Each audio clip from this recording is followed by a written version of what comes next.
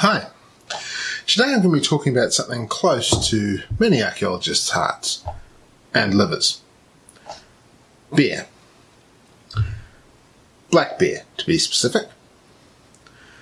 One of the most common archaeological finds in post-contact sites in New Zealand is black bottle glass. As it was entirely imported from Britain, I'm quite confident it will be found in archaeological sites throughout the former British Empire and locally made in America. In Britain, until the 1700s, beer was a beverage brewed at home. A bushel and 3/4 of ground malt and a pound of hops was enough to make 18 gallons of ale.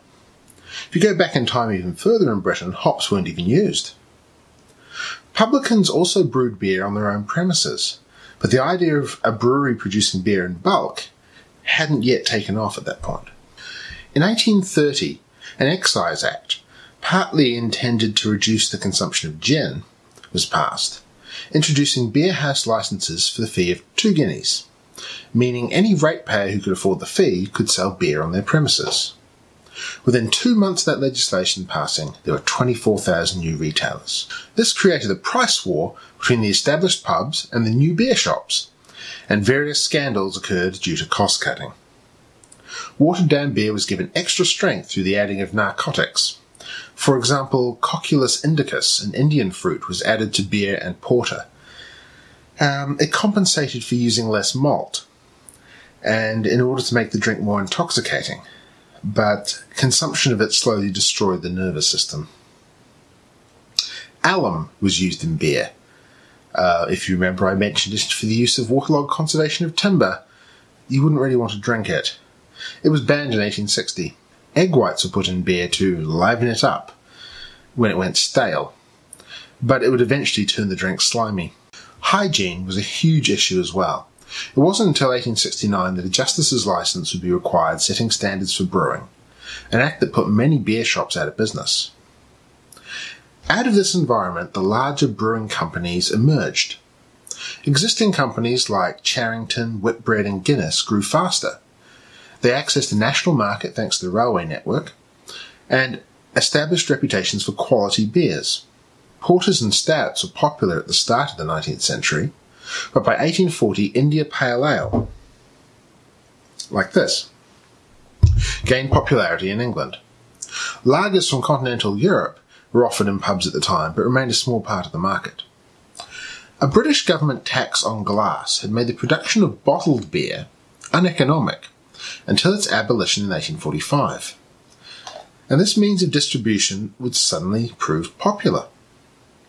Prior to this, stoneware bottles were prolific, and they continued in use alongside the black beers. The distinctive black glass used in these bottles was created by adding iron oxide to the melt. The glass is actually an olive or brown when you shine light through it, varying depending on the content of iron in the melt. The reason behind using stoneware or black glass to bottle beer was purely practical, as it prevented light penetration that would turn the brew, as modern preservatives were not invented at this point. With new interest in glass bottle manufacture, technology began to develop to make better and cheaper bottles. Glass bottle technology was nothing new. The blowpipe was invented around 50 BC, and it was soon realised that the use of moulds would streamline the process and allow for regular and repeatable shapes. One Roman glassmaker had engraved into his moulds, "Ennion made it, let the buyer remember." That being said, the common 18th century type of liquor bottle, for example onions and mallets, that I don't have an example of, were crafted with a glass blower through manipulation of the blowpipe and use of hand tools and basic moulds in the case of mallets. This type of bottle is obviously more work-intensive and reliant on the skill of the craftsman than what followed. By the early 19th century, it was the standard practice to form bottles in a full-sized 2-piece brass or iron mould, and the glass blower would then finish the bottle by completing the mouth of the container. In 1821, Henry Ricketts of Bristol patented the 3-piece mould. While earlier glassware had made use of multi-part moulds, this mould had significant improvements in efficiency and was rapidly taken on by others. Despite the name, many 3-piece moulds actually had 4 pieces, 2 forming the shoulder and neck of the bottle, 1 for the body, and one for the base. This brings us to the black beer bottle. I hope you can see the mould seams here on the shoulder of the bottle.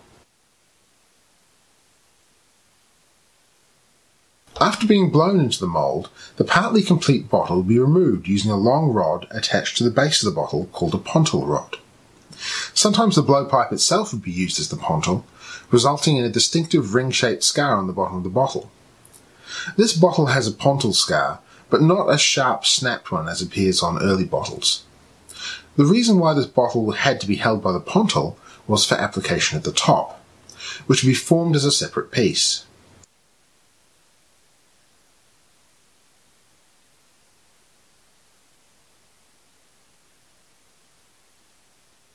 Moulds will sometimes have embossed decorations such as maker's marks and logos. This pint bottle had a cross moulded into the base, and from the seam you can see the separate section of the base mould. The two sizes of black beer bottles commonly found here in New Zealand are the quart and the pint. One important and slightly annoying thing about black beer bottles is that they were used for contents other than beer. Wine, cider, vinegar, brandy, castor oil, even lemon syrup were put in these. Any liquid that may photodegrade can benefit from being stored in black glass. That being said, the vast majority of black beer bottles were used for beer. New Zealand was an isolated British colony and heavily reliant on trade ships. Australia got its first bottle manufactory in 1872, and New Zealand did not have a bottle factory until 1922. This made glass bottles a valuable commodity, and frequently they'd be reused several times. While New Zealand could not make bottles, it could definitely brew beer, and thus the demand for more bottles. The first beer brewed in New Zealand was made by the crew of the Endeavour in Queen Charlotte Sound in 1770. The first brewery in New Zealand was opened in 1835 by Joel Samuel Pollock at Kororareka in the Bay of Islands. After all this talk of the value of and the reuse of black beer bottles in New Zealand, there was a sizable group of beer drinkers who appear to really not have given a crap. There were thousands of British soldiers stationed in New Zealand during the heyday of black beer bottle use, and the method that they appear to have preferred to open said bottles did not lend itself to the reuse of the bottle afterwards. British military sites around the country inevitably contain black beer bottles, with either the tops or the necks broken off cleanly. This is a practice that dates back to the Napoleonic Wars called sabrage. It still exists today as a flashy way of opening champagne bottles, and you can find videos of it being done on YouTube. The British troops would achieve this using their bayonets.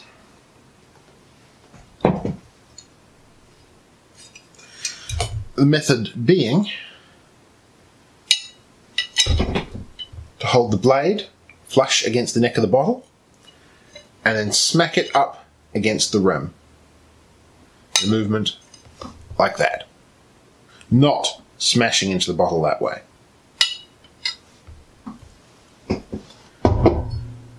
Did they have to open bottles this way? No.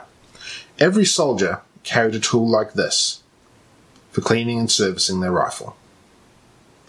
And this would serve as a very functional corkscrew. This was just macho fun on their part.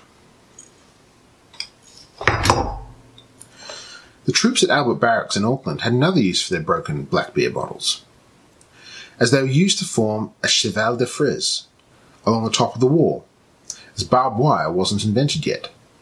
A cheval de frise is a section of broken glass set into concrete running along the top of the wall, basically forming a sharp, dangerous barrier to anyone wanting to climb over it. Maori also had use for the thick bases of black beer bottles. In contact period sites, examples of worked bottle glass have been found all around the country, worked in the same way as they would obsidian. You'll notice there's no labels on any of these bottles. It should be no surprise that paper labels do not survive archaeologically given normal soil conditions. I say normal. Just as wet anaerobic conditions can preserve some artefacts, dry desiccated conditions can preserve artefacts as well. Any student of Egyptology or Middle Eastern archaeology will be well aware. Well, these are hardly the Dead Sea Scrolls. What they are surviving Victorian beer labels. This one, for example, is Blood Wolf and Company of Liverpool. XXX. The number of X's between 1 and 4 indicate the strength of the brew, like a modern beer would have an alcohol content percentage. Best Stout, India Pale Ale, and to point out some of the potential non-beer contents of black bottles, Best Lemon Syrup. As the 19th century wore on, bottle-making technology improved. In 1887, Ashley patented a semi-automatic process capable of producing 200 bottles an hour in his Yorkshire factory, 3 times faster than existing methods. 20 years later, Michael Owens in the US developed a fully automated machine that could produce 2,500 bottles an hour in his Illinois factory. Technology saw a range of new bottles entering the market, and attempts were made to replace the cork and wire seal with something more convenient and reliable. For example, one type had an internal thread inside the top of the bottle, and a vulcanized rubber screw and seal. You're probably familiar with the flip-top stopper, patented in 1874. But in 1892, the crown top was invented, and rapidly became the dominant bottle top for beer. Despite the wide range of bottles available in the late 19th and early 20th century, there was still not enough to fill New Zealand's demand for beer bottles. Large numbers of French champagne bottles were imported and used for beer. They're very common in sites from that era, despite still relying on the old cork and wire seal. The brown crown top ABC bottle would eventually replace it, eventually being scaled down into the screw thread crown top stubby we know today. I hope this video has given some insight into beer bottles as a piece of material culture that changed through history. Thanks for watching, and please like, comment and subscribe. Cheers!